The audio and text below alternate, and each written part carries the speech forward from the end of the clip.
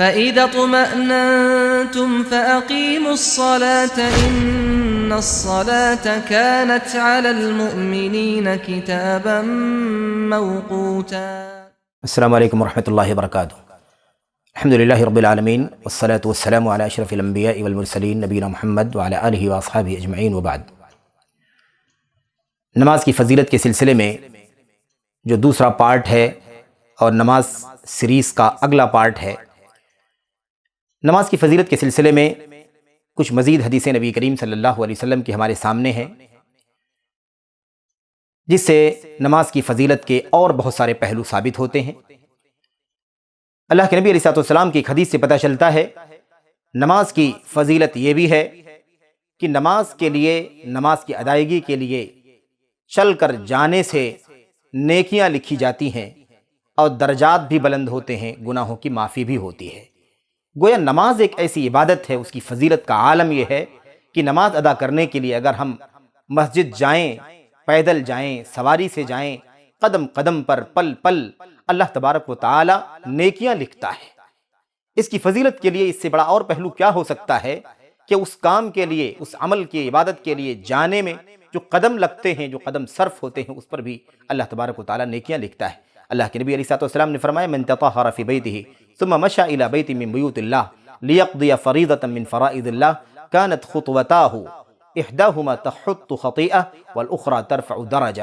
سبحان اللہ۔ اللہ کے نبی علیہ الصلوۃ والسلام نے فرمایا جو اپنے گھر سے وضو کر کے مسجد کی طرف نکلے اور اللہ کے گھروں میں سے کسی گھر کی طرف جائے تاکہ اللہ تبارک و تعالیٰ کی فرائض میں سے کسی فرض کی ادائیگی کرے، اللہ کے نبی نے فرمایا اس کے قدم جو چلیں گے، اس کے قدم جو استعمال ہوں گے چلنے میں، ایک قدم اس کے گناہوں کو معاف کر دے گا، دوسرا قدم اس کے درجے کو بلند کر دے گا۔ ہر قدم سے یا تو گناہوں کی معافی ہوگی یا درجہ بلند ہوگا۔ آپ سوچیں کہ قدم قدم پر نیکیاں اس عمل کے نتیجے میں انسان کو ملیں گی۔ اس کی فضیلت کے لیے بہت ہی عظیم الشان پہلو ہے۔ اسی طریقے سے اللہ کے نبی علیہ الصلوۃ والسلام نے ارشاد فرمایا اذا توضأ احدكم فاحسن الوضوء ثم خرج الى المسجد لم يرفع قدمه اليمنى الا كتب الله له حسنة ولم يضع قدمه اليسرى الا حط الله عنه سيئة۔ یہ روایت بھی اسی معنی میں ہے۔ اللہ کے نبی علیہ الصلوۃ والسلام نے فرمایا جو بھی آدمی نماز کے لیے جائے گا، مسجد جائے گا، جو بھی قدم اپنا دائنا قدم اٹھائے گا، اللہ تعالیٰ اس کے بدلے میں ایک نیکی لکھے گا۔ اپنا بایاں قدم رکھے گا، اللہ تبارک و تعالیٰ اس کے ذریعے سے ایک گناہ کو معاف فرما دے گا۔ پتہ یہ چلا کہ قدم قدم پر نیکیاں ملیں گی، قدم قدم پر گناہوں کی معافی ہوگی۔ یہ اس قدر فضیلت والا عمل ہے، اس قدر فضیلت والی عبادت ہے نماز، اس کا اندازہ نہیں کیا جا سکتا۔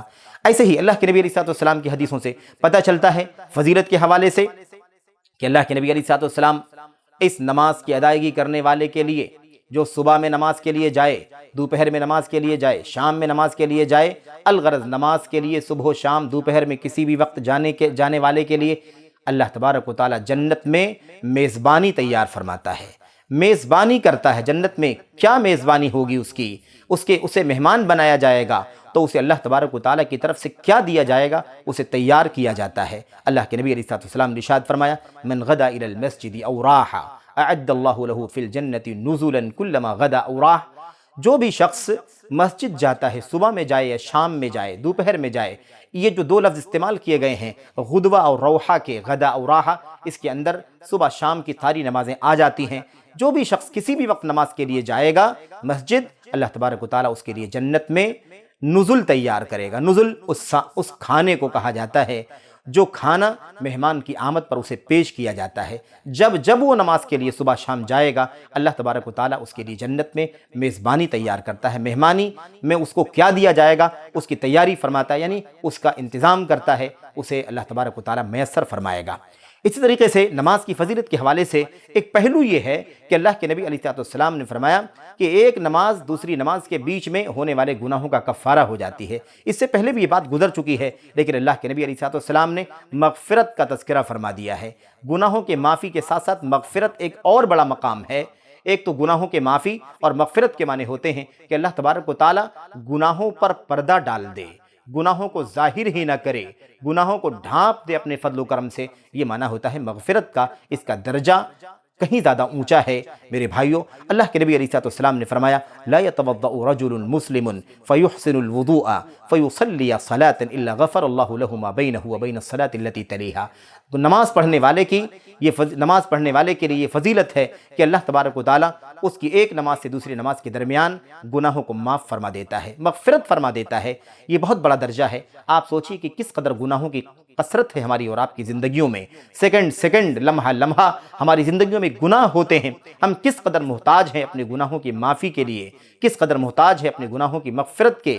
اللہ تعالیٰ سے دعا کریں کہ اللہ تبارک و تعالیٰ ہمیں نمازوں کی پابندی کی توفیق عطا فرمائے۔ انشاءاللہ تبارک و تعالیٰ ہم سے ہونے والی جو غلطیاں ہیں، گناہ کے کام ہیں صغیرہ، وہ انشاءاللہ تبارک و تعالیٰ اس طریقے سے معاف ہو جائیں گے۔ اگلا پہلو یہ ہے کہ اللہ تبارک و تعالیٰ نے یہ فضیلت عطا فرمائی ہے نماز کے سلسلے میں کہ اللہ تبارک و تعالیٰ کے فرشتے نمازی کے لیے جب تک وہ اپنی نماز کی جگہ میں ہوتا ہے یا جب تک وہ نماز کے انتظار میں ہوتا ہے، اس کے لیے رحمت کی دعائیں کرتے رہتے ہیں۔ سبحان اللہ، اللہ تبارک و تعالیٰ نے اپنے چیدہ برگزیدہ فرشتوں کو اس پر مکلف بنا دیا ہے، اس پر مامور کر دیا ہے کہ وہ اللہ تعالیٰ کے نمازی بندوں کے لیے مغفرت کی رحمت کی دعائیں کرتے رہیں، نماز کا انتظار کریں جب تک وہ نماز میں رہیں یا جب تک وہ نماز کے انتظار میں رہیں، نماز کے لیے جا رہے ہوں، اللہ تبارک و تعالیٰ کے فرشتے اس کے لیے رحمت کی دعائیں فرماتے ہیں۔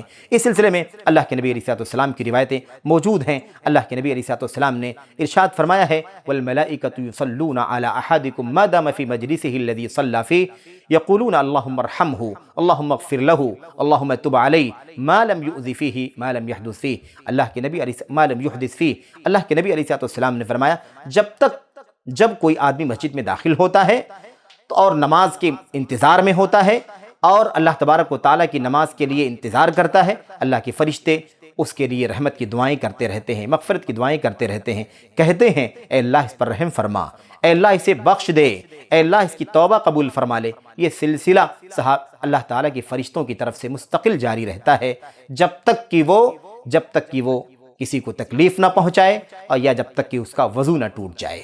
تو یہ ہے فضیلت اللہ کے نبی علیہ السلام کی حدیث میں نماز کے اہتمام کی، نماز کی پابندی کی، کہ اللہ تبارک و تعالیٰ کی طرف سے فرشتے اس کے لیے رحمت و برکت کی، رحمت و مغفرت کی دعا پر مامور ہیں۔ اگلا پہلو یہ ہے کہ نماز کا انتظار کرنا دراصل ایسے ہے جیسے کوئی اللہ کے دین کی حفاظت کے لیے لگا ہوا ہو، اللہ تبارک و تعالیٰ کی راہ میں جہاد پر مامور ہو۔ ایسی فضیلت ہے اس آدمی کے لیے جو نماز کا انتظار کرتا ہے۔ اللہ کے نبی علیہ السلام نے فرمایا تھا وانتظار الصلاة بعد الصلاة فذلكم الرباط، نماز کے بعد نماز کا انتظار کرنا، نماز کے بعد نماز کا انتظار کرنا، مسجد پیدل جانا، چل کر کے جانا اور نماز کے بعد دوسری نماز کا انتظار کرنا، اس کا مقام ایسا ہے جیسے رباط ہو۔ رباط کسے کہتے ہیں؟ جو اسلام کی باؤنڈری کی حفاظت کرنے کے لیے، اسلامی مملکت اور اسلامی حکومت کی حفاظت کرنے کے لیے اللہ تبارک و تعالیٰ کے وہ بندے جو حدود پر کھڑے ہو کر کے اپنی جان کی بازی لگاتے ہیں، ایسا کام رباط کہلاتا ہے، جہاد کہلاتا ہے۔ اللہ کے نبی علیہ السلام نے فرمایا کہ اس نماز کے بعد نماز کے انتظار کرنے کی فضیلت کا یہ عالم ہے۔ بہرحال میرے بھائیوں، میرے بزرگوں، اللہ کے نبی علیہ السلام نے بعض روایتوں کے اندر، صحیح روایتوں کے اندر ارشاد فرمایا کہ جو آدمی نماز کے لیے نکلتا ہے اس کی فضیلت ایسے ہے جیسے احرام پہن کر کے کوئی حج کے لیے جا رہا ہو۔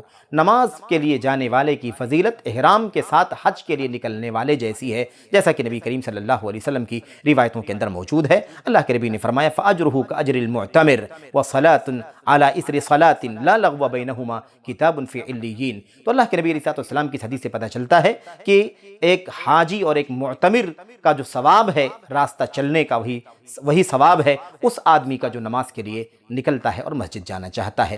بہرحال میرے بھائیوں، میرے بزرگوں، اس سلسلے میں اور بہت ساری دلیلیں، بہت سارے حوالے موجود ہیں جس سے پتہ چلتا ہے کہ اللہ کے نبی علیہ السلام کی حدیثوں میں سنت میں نماز کا مقام بہت اونچا ہے، اس کی فضیلت بہت زیادہ ہے۔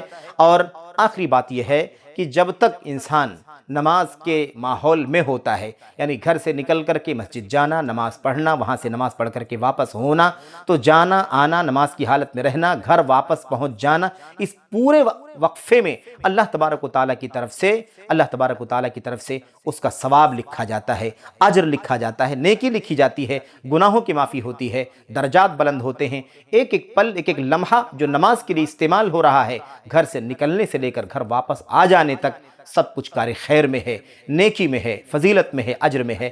الغرض بہت سارے پہلو ہیں۔ اللہ کے نبی علیہ الصلوۃ والسلام کی حدیثوں میں یہ چند پہلو ہیں جن کا تذکرہ ہم نے آپ کے سامنے کیا ہے۔ اللہ کی توفیق سے دعا کرتے ہیں کہ اللہ عز و جل سب سے پہلے ہمیں خود اور پھر تمام بھائیوں تک جہاں تک یہ باتیں پہنچ رہی ہیں، اللہ سبوں کو نماز کے ان فضائل کو سمجھنے کی توفیق عطا فرمائے اور ان فضائل کو سامنے رکھ کر کے اس کی اہمیت اور عظمت کو سمجھنے اور اس پر قائم رہنے کی توفیق عطا فرمائے۔ اللہ تعالی ہمیں اور آپ کو نمازوں کی پابندی کی توفیق عطا فرمائے، دوام کی توفیق عطا فرمائے۔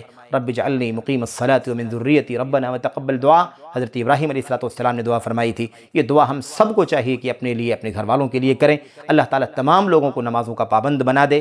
اللہ تعالیٰ تمام لوگوں کو، نماز یہ ایمان کی شہادت ہے۔ اللہ کے نبی نے فرمایا تھا جب کسی آدمی کو، کسی ایمان والے کو کسی آدمی کو دیکھو کہ وہ نماز جاتا ہے، نماز کے لیے جاتا ہے، مسجد جا رہا ہے، فاشہدوا لہ بالایمان، تو اس کی ایمان والا ہونے کی گواہی دو۔ تو ایمان کی عملی جو شہادت کا کام ہے وہ سب سے بڑا کام نماز کا ہے، کیونکہ یہ مسجدیں شعار ہیں اور نماز کے لیے خاص طور پر قائم کی گئی ہیں۔ یہ نمازیں مسجدوں میں باقاعدہ ادا کی جانی چاہیے اور یہ شعار مسجدوں میں قائم رہنا چاہیے۔ اللہ سے دعا ہے کہ اللہ ہم سب کو نماز کی پابندی کی توفیق عطا فرمائے۔ آمین یا رب العالمین۔ والسلام علیکم ورحمۃ اللہ وبرکاتہ۔